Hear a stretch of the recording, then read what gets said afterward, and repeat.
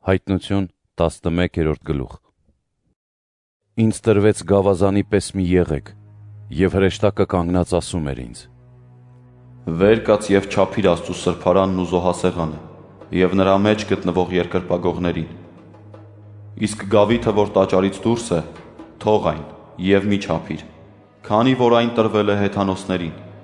Նրանք 42 ամիս սուրբ քաղաքը ոտքի կոխան պիտի դարձնեն։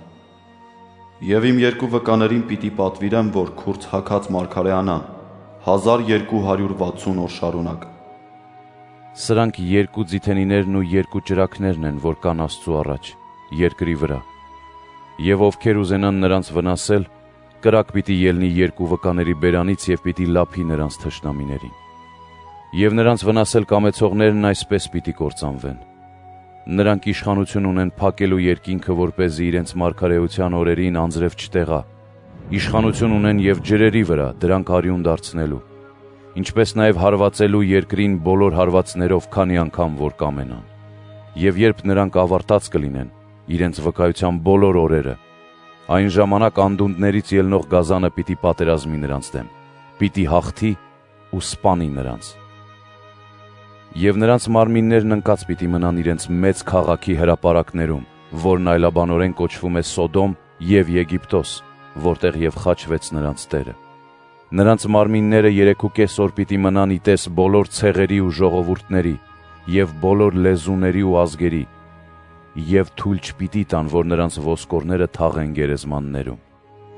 Եվ երկրի վրա բնակվողները պիտի ուրախանան ու ցնծան նրանց մահվան վրա, նույնիսկ ընծաներ և նվերներ պիտի տանեն միմյանց, որովհետև այս երկու մարգարեները չարչարել էին երկրի բնակիչներին։ 3.5 օր հետո Աստծուց ուղարկված կենդանության հոգին մտավ նրանց մեջ, և նրանք ոտքի ելան։ Ահ ու մեծ երկյուղ ընկավ բոլոր նրանց տեսնողների վրա։ Եվ երկնքից լսեցի մի բարձր ձայն, որ ասում էր նրանց. Վեր ելեք, եկեք այստեղ։ Եվ նրանք ամպերով երկինք ելան,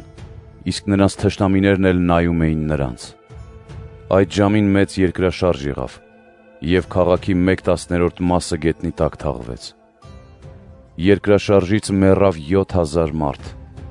Դրանից հետո բոլորի մեջ մեծ ահ առաջացավ, և փառք էին տալիս երկնավոր Աստծուն։ Ահավասիկ անցավ երկրորդ վայը, և երրորդը գալու է շուտով։ Երբ 7-րդ հրեշտակը փող հնչեցրեց, երկնքում լսվեց մի բարձր ձայն, որն ասաց. Ամբողջ տիեզերքի թագավորությունը մեր Տիրոջն ու իր Օծյալինը դարձավ, և նա պիտի թագավորի հավիտյանս հավիտենից։ Եվ 24 երեցները, որ նստած էին իրենց գահերին Աստծու առաջ, ընկան իրենց երեսների վրա, երկրպագեցին Տիրոջը Աստծուն ու ասացին. Գոհություն ենք մատուցում քեզ, ամենակալ Տեր, Աստված, որ ես և էիր, ձեռքդ առար քո մեծ զորությունն ու թագավորեցիր։ Հեթանոսները զայրացան, բայց հասավ քո պատիժը, ժամանակը դատելու մեռելներին, տալու վարձը քո ծառաներին, մարգարեներին և սրբերին, քո անունից վախեցողներին, փոքրերին ու մեծերին, և ոչնչացնելու երկիրը կործանողներին։ Եվ երկնքում բացվեց Աստծու տաճարը, երևաց Աստծու ուխտի տապանակն իր տաճարում, և եղան փայլատակումներ, ձայներ, որոտներ, երկրաշարժներ և ուժեղ կարկուտ։